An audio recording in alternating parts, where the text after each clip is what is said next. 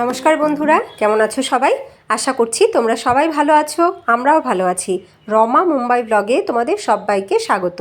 চলে এলাম আর একটা নতুন ভিডিও নিয়ে। এই দেখো, গতকালকে রাত 8টার সময় আমার বর ফিরেছে পুনে থেকে। তো সেই সময় বাবাইয়ের সাথে ওর দেখা হয়েছিল না, বাবাই গেছিলো পড়তে, ওর 7টা থেকে পড়া থাকে। তো ও বাড়িতে এসে পাপাকে দেখতে পেয়েছে। তো পাপাকে দেখতে পেয়ে তো ভীষণ খুশি, কারণ পাপাই গোটা সপ্তাহটা ছিল না বাড়িতে। তো খাওয়া দাওয়া করে একটু সময় টিভি দেখে এখন রাত 12:30 বাজে ওরা বসেছে দাবা নিয়ে খেলতে। তো এই দাবা খেলাটা ওর পাপা বেশ ভালো পারে, আর ও সবে সবে শিখছে, তবে ও বেশ ভালো খেলছে। তাড়াতাড়ি কিন্তু খেলাটা শেষ হচ্ছে না, বেশ অনেকক্ষণ সময় নিচ্ছে খেলাটা শেষ হতে। আর এদিকে দেখো, এত রাতেই বেশ জোরে বৃষ্টি নামছে।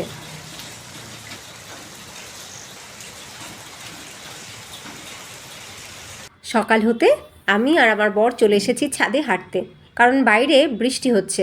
সেই যে কালকে রাত থেকে বৃষ্টি নামতে শুরু করেছে, এখনও কিন্তু বৃষ্টি হচ্ছে। এই দেখো, আকাশটা দেখে মনে হচ্ছে আজকে প্রচুর বৃষ্টি হবে।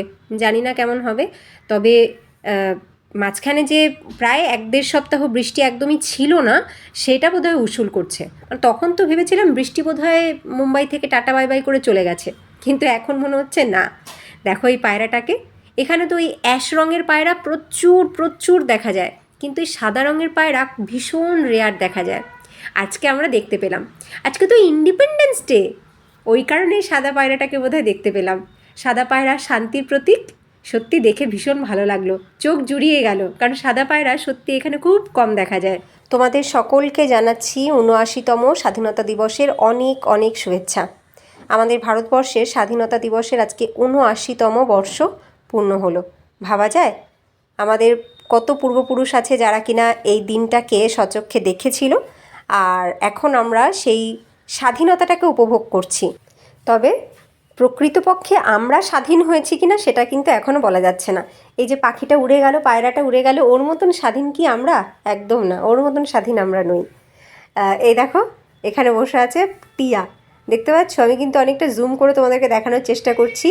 এই পাখিগুলোকে আজকে দেখে বেশ ভালো লাগছে। অ্যাকচুয়ালি সকাল সকাল ছাদে আসলে না এরকম প্রচুর টিয়া দেখতে পাওয়া যায়, আর প্রচুর টিয়ার ডাক শোনা যায়, আর পায়রাও দেখা যায়। ওই দেখো টিয়া, ওই দেখো দোল খাচ্ছে, কি সুন্দর দোল খাচ্ছে তারের উপরে বসে। তাহলে এরা যেমন স্বাধীন, আমরা কি সত্যি এরকম স্বাধীন? নিজেদের কথায় চিন্তা করো তো, স্বাধীন বললেই কি আমরা স্বাধীন? আমাদেরকে ঘুম থেকে উঠে প্রথমেই ভাবতে হয়েছে ব্রেকফাস্টে কী বানাবো, সবার জন্য কি খাবার বানাবো, সবাই কি খাবে, দুপুরবেলা কি রান্না হবে, তাহলে কার জন্য কি তৈরি হবে, কোথায় যেতে হবে, কি বাজার করতে হবে, এই চিন্তা ভাবনা কিন্তু ঘুম থেকে ওঠার পরেই চলে এসছে।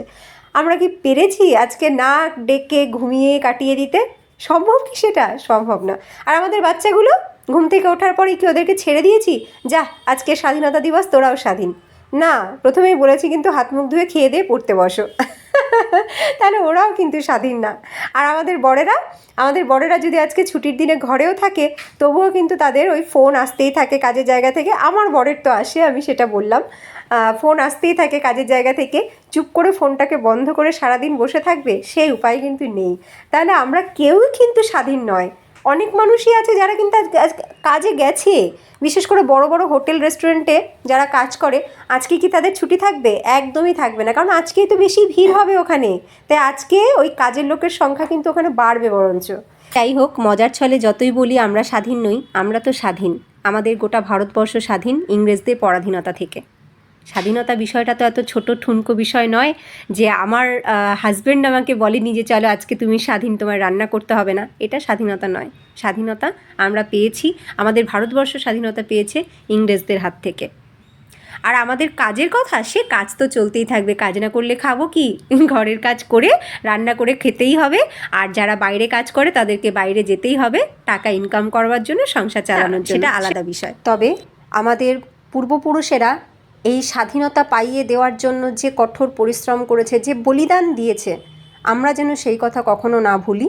আমি বলবো আজকের সারা দিনের মধ্যে কোনো একটা সময় অন্তত পক্ষে তাদের উদ্দেশ্যে বা তাদেরকে ডেডিকেট করা যে গান বা যে মুভি, যাই আজকে টিভিতে দিক বা যেখানেই আমরা সুযোগ পাই দেখবার মতন, একবার যেন অন্তত আমরা সেগুলো দেখি বা শুনি, এবং তাদের কথা কিছু সময়ের জন্য হলেও যেন মনে করি। সেটাই হবে তাদের সবথেকে বড় প্রাপ্য, কারণ তারা এই স্বাধীনতা নিজেদের চোখে দেখে যেতে পারেনি বা উপভোগ করে যেতে পারেনি। সকালের খাবার খেয়ে এখন দুপুরের রান্নাও শুরু করে দিলাম। তো আজকে দুপুরের রান্নাতে পনির হচ্ছে। ওই যে সেদিনের আনা পনির অল্প একটু ফ্রিজে ছিল, তো সেই পনিরটুকুকেই দেখো একদমই অল্প একটু, তো এই পনিরটুকুকে আজকে ফুলকপি আর আলু দিয়ে করব। তো প্রথমে পনির কিউবগুলোকে একটু ভেজে নিচ্ছি। পনির ভেজে তুলে নিয়ে সেই কড়াইতে আমি দিয়ে দিলাম আলু আর ফুলকপি। এবার এইগুলোকেও আবার একটুখানি ভেজে তুলে নেব।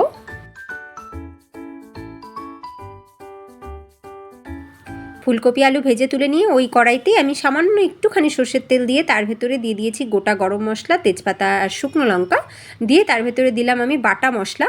তো এই বাটা মশলার মধ্যে আজকে আমি কোনো রকম পেঁয়াজ রসুন ব্যবহার করিনি, আজকে ব্যবহার করেছি শুধুমাত্র টমেটো, আদা, কাঁচা লঙ্কা আর এবার গুঁড়ো মশলা অ্যাড করব। তবে গুঁড়ো মশলার মধ্যে আমি বিশেষ কিচ্ছু দিচ্ছি না, আমি দিচ্ছি শুধু স্বাদ মতন লবণ, হলুদ আর একটু রং আনার জন্য কাশ্মীরি রেড চিলি পাউডার।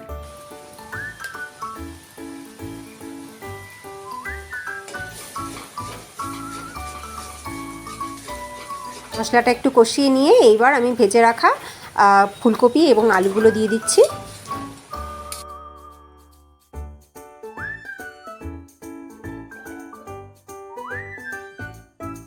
ভাজা ফুলকপি আলু দিয়েও আবার বেশ ভালো করে কষিয়ে নিয়েছি। এইবার আমি এতে পরিমাণ মতন জল দিয়ে দেব।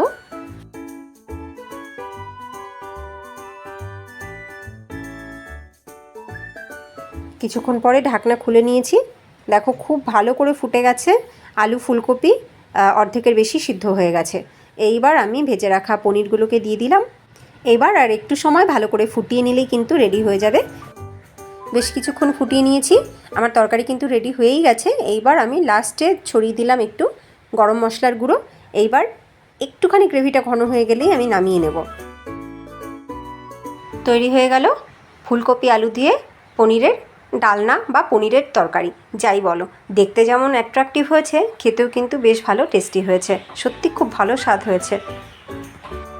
আর রান্না করেছি এই যে যা কেউ করে না তাই করেছি, আমি করেছি আজকে লাউ দিয়ে সয়াবিন। মা বলল ভাদ্র মাসে লাউ খাওয়া যাবে না, তো ভাদ্র মাস তো এসেই গেল, আমার ফ্রিজে অল্প একটু লাউ ছিল, তো সেই লাউটুকু দিয়ে সয়াবিন দিয়ে করেছি সাউথ ইন্ডিয়ান স্টাইলে, কিন্তু স্বাদে বেশ ভালো হয়েছে।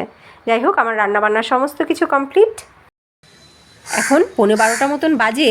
তো আমি এই দুদিন ধরে দেখছি এই একই সময়, মানে অন্যদিন বাবানকে স্কুলের থেকে মানে স্কুল বাসে তুলে দিয়ে ঘরে আসি সেই সময়, আর আজকে এই সময়টা মানে টাইমিংটা কিন্তু সেই 11:15 মতন এই অতীত আসছে। এসে এইখানটাতেই বসে। এখানে আমি একটা পাইপ বেঁধে রেখেছিলাম গাছ লাগানোর জন্য, কিন্তু ওখানে গাছ লাগানো হয়নি। তো এখানটাতে এসে বসে আর এইভাবে ডাকতে থাকে। আমি যেন ওর ডাক শুনে ওকে চিনে নেই এবং বুঝে নেই ও কী চাইছে। এইবার দেখো আমি নিয়ে চলে এসেছি একটা বিস্কুট। এই বিস্কুটটা এবার এইভাবে ধরবো, এইভাবে ও নেবে না, মানে গ্রিলের ফাঁক দিয়ে ও ভেতরে ঢুকলে যদি ও বাইরে না বেরোতে পারে, তাই গ্রিলের ফাঁক দিয়ে ও ভেতরে ঢুকবে না। এইবার আমি এই যে উপরটাতে উঠে আমি এই পাইপের মধ্যে বিস্কুটটাকে রাখলাম। এইবার দেখো ও কী করে। আমাদের ঘরে এসে বসে আমাকে ডাকবে, ডেকে ওর মনের কথা জানাবে, আবার একটু ভয়ও পায়। ওই দেখো আবার উঁকি মেরে দেখে আমি সামনে আছি কিনা। ওই দেখো কি সুন্দর ঘাড় কাত করে উঁকি মেরে দেখলো আমি সামনে আছি কিনা। আমি তো বিস্কুটটা দিয়ে একটু দূরে চলে এসেছি যাতে ও আসে এবং খাবারটা নিয়ে ও যায়। এই কদিন ধরে এইরকমই করছে ও। এই চলে গেল। ঘরের বাদবাকি কাজগুলো সব করে নিলাম। বিছানাপত্র গোছানো, গাছে জল দেওয়া, ব্যালকনি সাফ করা, ঘর ঝাড় দেওয়া, ঘর মোছা এবং রান্নাঘর পরিষ্কার করা, সবটাই হয়ে গেছে। বাসনকোসন যা ছিল সব কিছুও ধুয়ে নিয়েছি। আমার না ওই স্নান করার পরে আর নোংরার কোনো কাজ করতে ইচ্ছা করে না, মানে ডাস্টিং করা, ঘর ঝাড় দেওয়া বা ঘর মোছা, এইগুলো না স্নান করার পরে আমার আর করতে ইচ্ছে করে না। আচ্ছা তোমরা ওরকম করো কি? আমি কিন্তু ওরকম করি না। সমস্ত কাজ সেরে তারপরে যদি স্নান করি তাহলে যেন একটা আলাদাই শান্তি। তারপরে এইবার শরীর ছেড়ে দেয়, তখন আর কোনো কিছু করতে ইচ্ছা করে না। তখন ওই খেয়ে দিয়ে উঠে একটু টিভি দেখা আর তারপরে নিজের শখের কাজ করা। সংসারের অন্য কোনো কাজ করতে কিন্তু তখন আর ইচ্ছে করে না আমার। এইবার স্নান করে আমি চলে এসেছি, জামা কাপড়গুলো মেলে দিই। সকালবেলা দেখিয়েছিলাম না কি দারুণ বৃষ্টি হচ্ছে, একদম মেঘলা ওয়েদার। আর কালকে রাত থেকে বৃষ্টি শুরু হয়েছিল, অথচ এখন দেখো এখন দারুণ রোদ উঠেছে, প্রচণ্ড রোদ উঠেছে এখন। যাক, জামা কাপড়গুলো মেবি শুকিয়ে যাবে।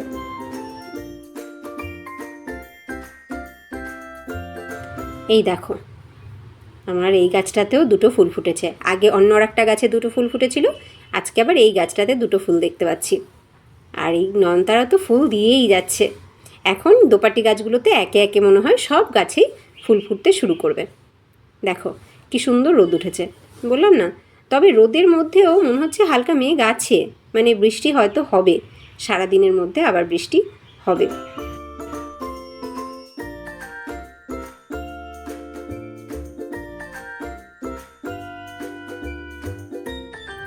এইবার ঠাকুর পুজো দেব। আগে আমি ধূপ আর প্রদীপটাকে জ্বালিয়ে রেখে যাব এবার ফুল তুলতে।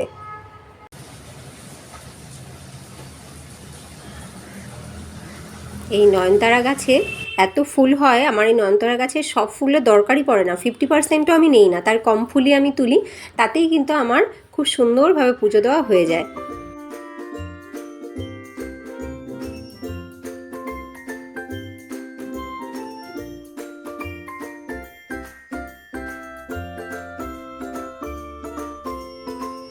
ফুল তুলে নেওয়ার পরে এইবার তুলে নিচ্ছি তুলসী পাতা।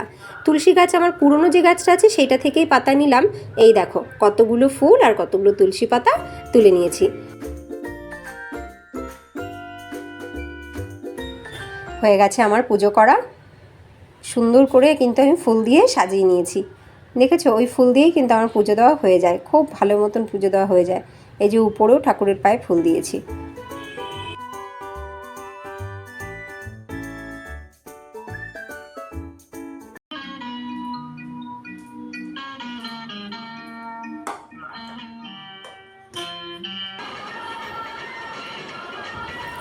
আমরা মেয়েরা আমরা কিন্তু নানান রকমের হই। বিশেষ করে আমার চোখে আমি তো 3 রকমের দেখতে পাই। একরকম আমরা যারা আমাদের সংসারটাকেই একদম কর্ম ধর্ম সব কিছু মনে করি, আমাদের সংসারটাকেই সুন্দর করে সাজিয়ে গুছিয়ে রাখতে গিয়ে নিজেদের শরীরচর্চা বা নিজেদের যত্ন বা রূপচর্চা কোনোটার দিকেই কিন্তু আমরা খেয়াল রাখি না। আবার আরেক ধরনের আমরা যারা হই তারা হচ্ছি নিজেদের শরীরচর্চা, নিজেদের রূপচর্চা বা নিজেদের খেয়াল রাখতে গিয়ে, নিজেদের কেরিয়ারের কথা ভাবতে গিয়ে আমরা কিন্তু সংসারটাকে একদম লাস্ট প্রায়োরিটিতে রাখি, সংসারের কোনো কিছুর দিকে সেরকম খেয়াল রাখি না। আবার আর এক রকম যারা হয় তারা কিন্তু দুটোকে খুব ভালো করে ব্যালেন্স করতে পারে। এবার আমি নিজেকে যে কোন দলে ফেলবো নিজেই বুঝতে পারি না। আমি আমার সংসারটাকেই ফার্স্ট প্রায়োরিটি রাখি, আর আমার নিজের শরীরচর্চা বা রূপচর্চা, শরীরচর্চাটা করি কিন্তু রূপচর্চা সেইটাতে আমি একদমই অলস, যাকে বলে আমি নিজেকে অলসের দলেই ফেলি। মানে ওই সমস্ত কিছু করার পরে তারপরে ওই নিজেকে আয়নায় দেখবো এবং নিজের কি দরকার, কোথায় পিম্পল উঠেছে বা কোথায় আমার নেল পলিশে এই অর্ধেক উঠে রয়েছে, নেল পলিশ লাগাতে হবে, বা একটুখানি ওই পার্লারে গিয়ে কিছু নিজেকে প্যাম্পার করা, সেই দিকটাতে একটুও আমি নজর দিই না। মানে ওই দিকটা আমি প্রচণ্ড নেগলেক্ট করি, কিন্তু আমার মনে হয় এটা করা উচিত না।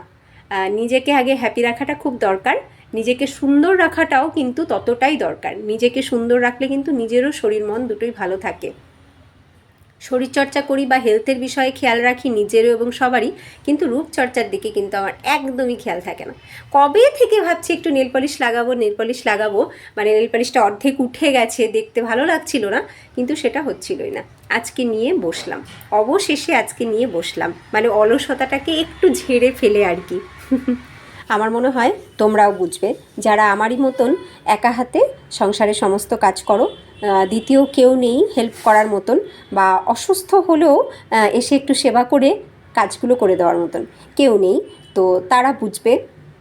ওই একা হাতে সমস্তটা সামলানোর পরে যখন একটুখানি ফ্রি হই, সেই সময় আর ইচ্ছে হয় না যে ছুটে পার্লারে যাই, বা ইচ্ছে হয় না কোথায় আমার নেল পলিশ কবেই লাগিয়েছিলাম ভুলে গেছি, সেই নেল পলিশটাকে একটু তুলে আবার নতুন করে লাগাই, বা কোনো রূপচর্চা করি, তখন ইচ্ছে হয় না। তখন ইচ্ছে হয় একটুখানি বসি, একটু রেস্ট নেই, এটা মনে হয়।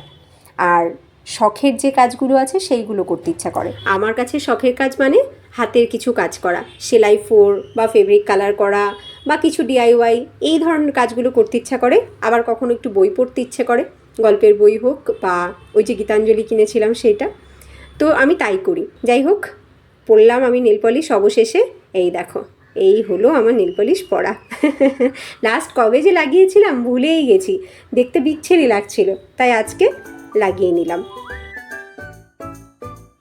এইবার নেল পলিশটা শুকোনোর জন্য পা টান টান করে রেখে নিয়ে বসলাম একটু সেলাই। ওই যে ঝালরটা বানাবো বলে নিয়ে বসেছিলাম সেটা তো কমপ্লিট করিনি এখনও, আবার নিয়ে বসলাম। আমি এই করি জানো তো, ওই অনেকক্ষণ একটানা বসে সেলাই করতে না একদম ইচ্ছে করে না। আর যেহেতু ওই হাতে সেলাই করতে হয়, আর আমার তো মেশিন নেই তোমরা জানোই, তো সেই হাতে করতে অনেকটা সময় লাগে। সময় তো লাগে সে আলাদা কথা, কিন্তু একটানা অনেকক্ষণ বসে থাকতে গেলে সেই পিঠেও ব্যথা শুরু হয়ে যায়, তো যে কারণে ওই অল্প অল্প করেই করি। যাক, নিজের উপর অত প্রেশার না দেওয়াই ভালো, তাই না বলো? বেশি প্রেশার দিতে গেলে কাজটার প্রতি অনীহা চলে আসবে। যাই হোক, সেলাই নিয়ে বসেছি, এবার আমি সেলাই করি। এই ভিডিওটা আমি এখানে এন্ড করি। তোমাদের আজকের ভিডিওটা কেমন লাগলো তোমরা কিন্তু অবশ্যই কমেন্টে জানিও। যদি ভিডিওটা ভালো লাগে লাইক করো, আর নতুন বন্ধুরা যদি তোমাদের ভালো লাগে লাইক করে সাবস্ক্রাইব করো, আমাদের সাথে আমাদের পরিবারের সদস্য হয়ে থেকো। আবার তোমাদের সাথে দেখা হবে নেক্সট ভিডিওতে। তোমরা সবাই ভালো থেকো, সুস্থ থেকো, টাটা।